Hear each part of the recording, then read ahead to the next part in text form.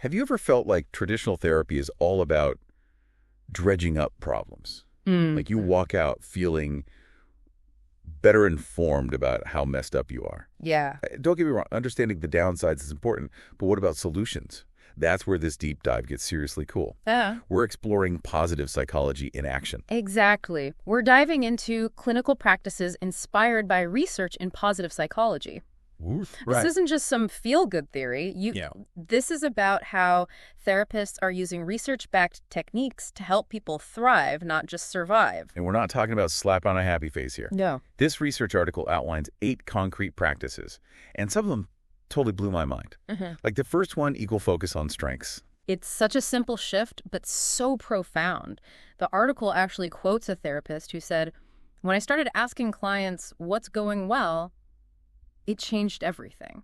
Instead of just focusing on deficits, you're actively looking for those sparks of resilience, those things they're already doing right." Which makes so much more sense, right? I mean, if all you hear is what's wrong, you start to believe that's all there is. Yeah. But if we're highlighting what's working, it changes the entire narrative. One study found that when therapists focused equally on strengths, their clients were more engaged in therapy, felt more hopeful, and made more progress. It's like giving someone a flashlight in a dark room. Suddenly they can see possibilities they didn't even know were there. okay, that's awesome. Yeah. But how does it actually work in practice? Like, are we talking about therapists handing out gold stars for good behavior? Definitely not. It's more about subtle shifts in language and focus. For instance, instead of just asking about problems, the therapist might ask, "What's one thing you're proud of yourself for this week, even if it seems small?" Okay, I see how that can make a huge difference. You're literally training the brain to look for positives. All right, what's the next game changer in our positive psychology playbook? Practice number 2 is all about fueling self-determination. Okay. This one's close to my heart because it challenges that old school model of the therapist as the all-knowing expert.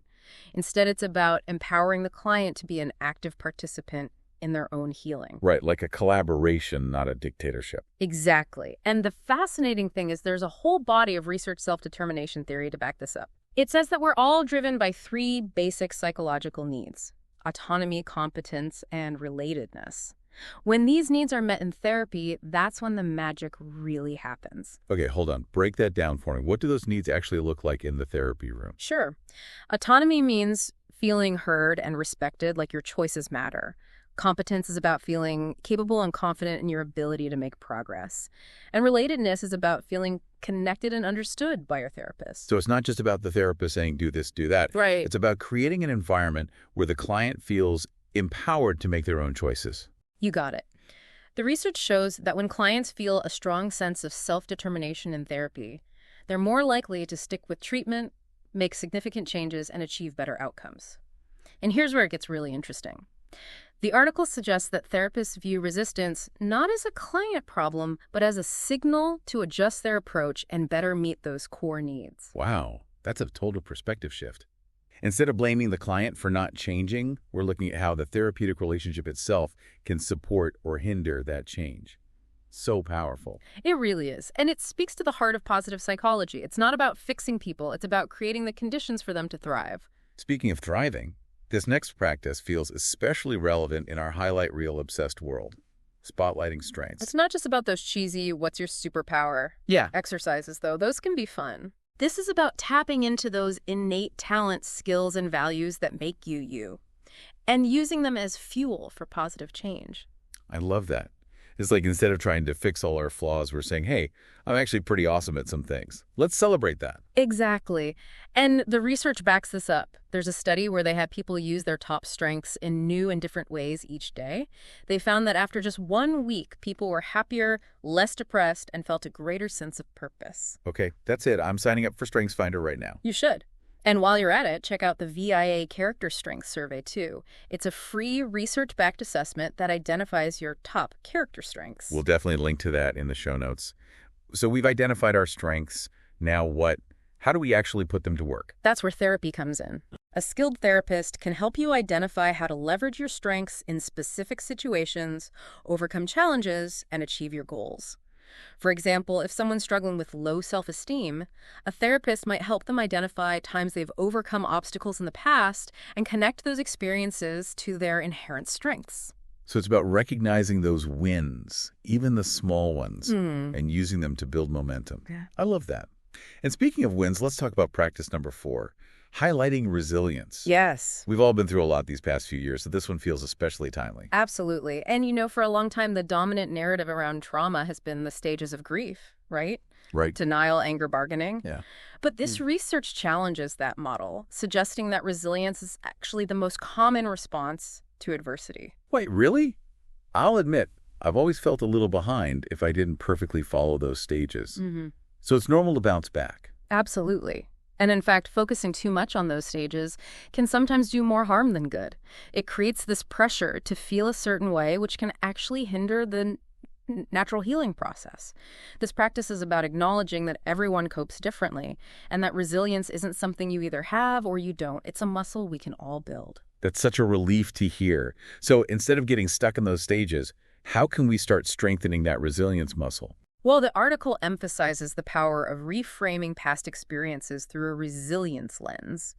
Instead of focusing on what went wrong, a therapist might ask, how did you manage to get through that difficult time? What inner strength did you draw upon?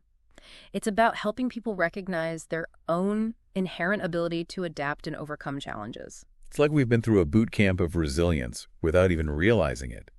We just need to remind ourselves of that strength. Precisely. And when you start looking for evidence of your own resilience, you'll be amazed at what you find. I'm ready for this challenge. Yeah. Okay, on to practice number 5, cultivating self-compassion. Now, this one always makes me think of those cheesy motivational posters that say, be kind to yourself. Right. But I'm guessing it goes a little deeper than that. You're right. It's much more than just a feel-good slogan. Self-compassion is a powerful practice rooted in research and backed by some pretty compelling evidence. And it's not about letting ourselves off the hook or ignoring our mistakes. It's about treating ourselves with the same kindness and understanding that we would offer to a good friend.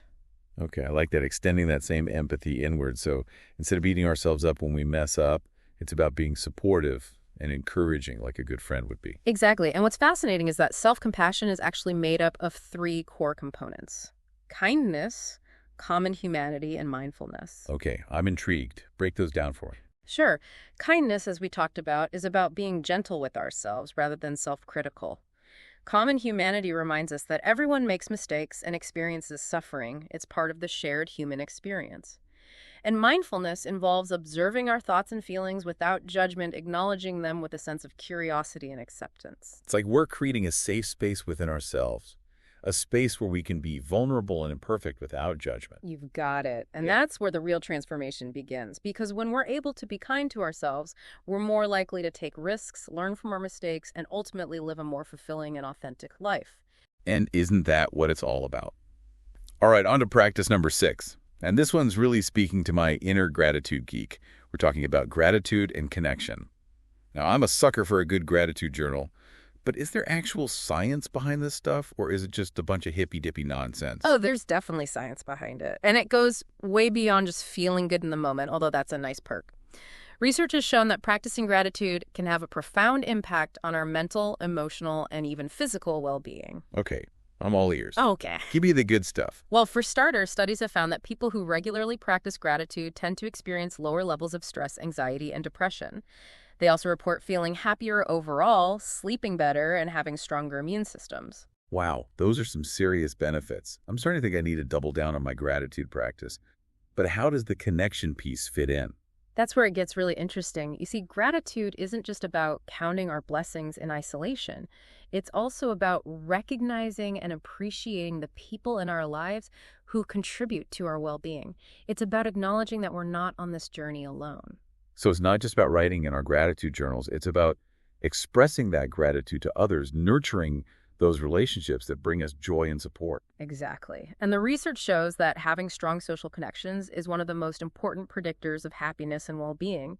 So by cultivating both gratitude and connection, we're essentially creating a powerful feedback loop of positivity in our lives. I love that. It's like we're weaving a tapestry of well-being, thread by thread, connection by connection. Beautifully said. And that's what makes this practice so powerful. It's not just about feeling good. It's about creating a more fulfilling and meaningful life through genuine connection and appreciation. Okay, I'm officially inspired. Now let's talk about practice number 7, fostering a growth mindset.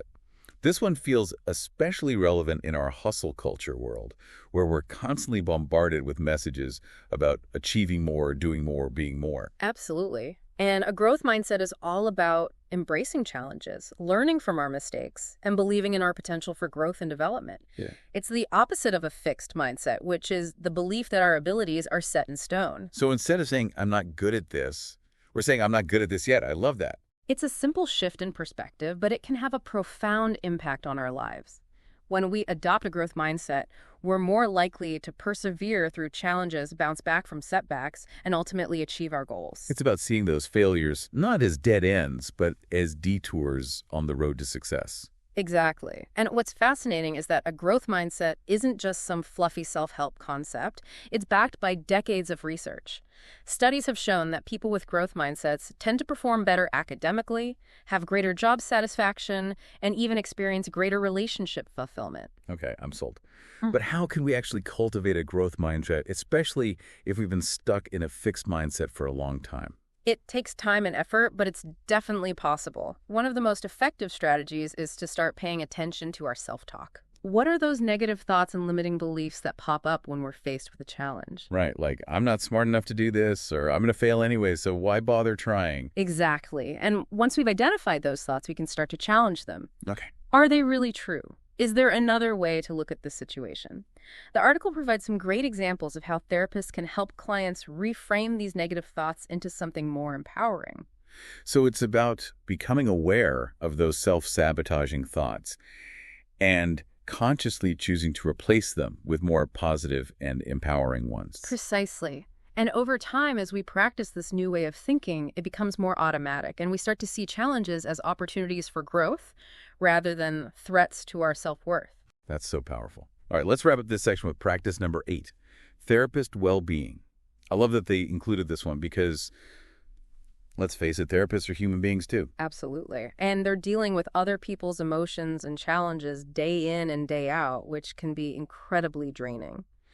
This practice emphasizes the importance of therapists prioritizing their own well-being so they can be the best possible practitioners for their clients. Because you can't pour from an empty cup, right? Exactly.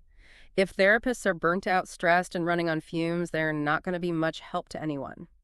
This practice encourages therapists to practice what they preach, to prioritize self-care, cultivate gratitude, build strong social connections, and seek support when they need it.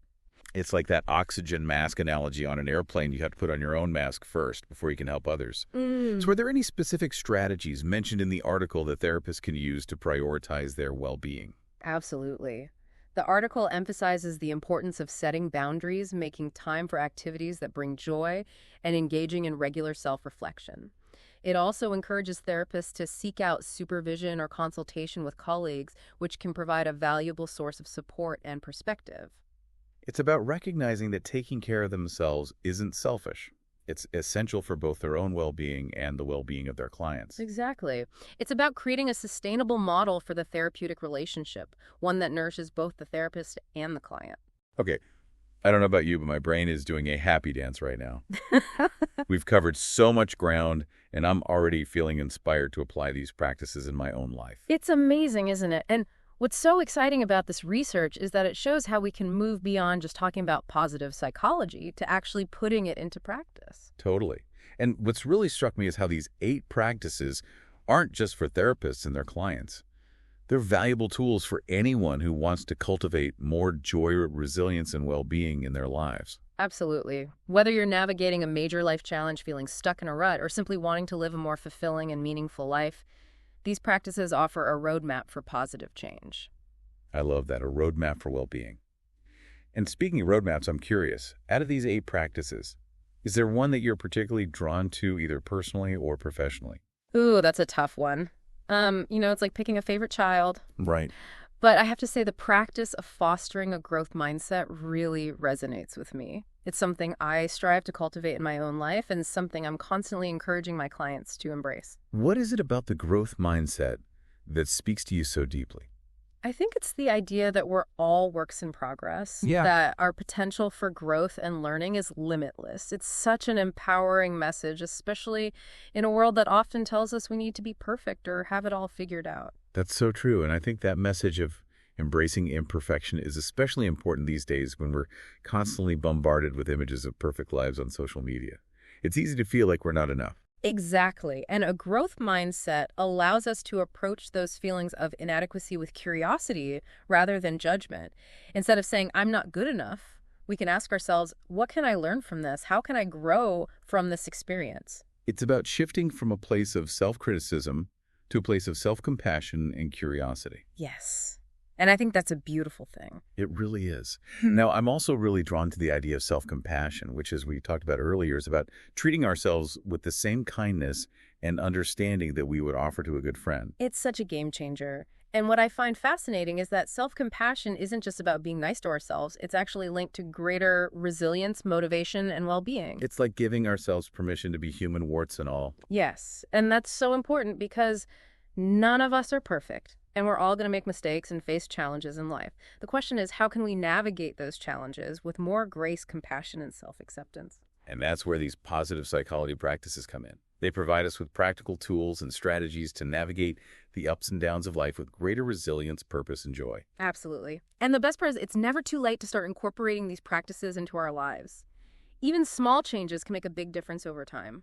I love that small steps, big impact. And speaking of impact, I'm curious to know, out of these 8 practices, is there one that our listeners are particularly excited to explore further? We'd love to hear from you. Head over to our social media pages and let us know which practice resonated most with you and why. We're all on this journey of well-being together, and we can learn so much from each other's experiences. So let's keep the conversation going. Absolutely. Share your insights, ask your questions, and let's continue to explore the transformative power of positive psychology. And on that note, it's time to wrap up this episode of The Deep Dive. But before we go, we want to leave you with a final thought-provoking question to ponder. If you could choose just one of these 8 practices to focus on this week, which one would it be and why? What small step can you take today to cultivate more joy, resilience, or well-being in your life? We encourage you to reflect on this question journal about it or discuss it with a friend. Remember, even small steps in the direction of well-being can lead to big changes over time. And with that, we'll say goodbye for now. Thanks for joining us on The Deep Dive. It's like we've laid out this awesome buffet of positive psychology goodness, and now it's your turn to pick and choose. What are you feeling today? Maybe dive headfirst into gratitude and connection. Or perhaps you're more about experimenting with reframing challenges through that resilience lens. And the best part is there's no wrong answer. Exactly. It all depends on you. You might find yourself vibing with different practices at different times depending on what's going on in your life, and that's more than okay. It's about finding what works for you. What helps you feel more grounded, more empowered, more, you. Exactly. And don't forget, even if you can only handle those baby steps right now, those are so powerful. Absolutely. Even just 5 minutes of gratitude journaling or challenging yourself to reframe just one negative thought today. Yes. Those tiny shifts can totally create these ripple effects leading to bigger, more lasting changes. Absolutely. It's insane. It's like those small little shifts compound on each other over time. Absolutely. And before you know it, you're in a totally different place. Yeah, it's like planting a seed. Ooh, I like that. It might seem tiny and insignificant at the beginning, but if you keep caring for it and giving it that attention, it can grow into something so strong and beautiful. I love that analogy. And speaking of growth, I think that's the perfect note to end on. Whether you choose to focus on self-compassion, embracing a growth mindset, or nurturing your connections this week, remember, you've got this. You have the power to make that positive change happen. You are capable of more than you know. Yes, you are. And we're here cheering you on every step of the way. And that's it for today's deep dive into the world of positive psychology and psychotherapy. Until next time, be kind to yourselves, embrace your strengths, and keep shining bright. And remember, keep diving deep.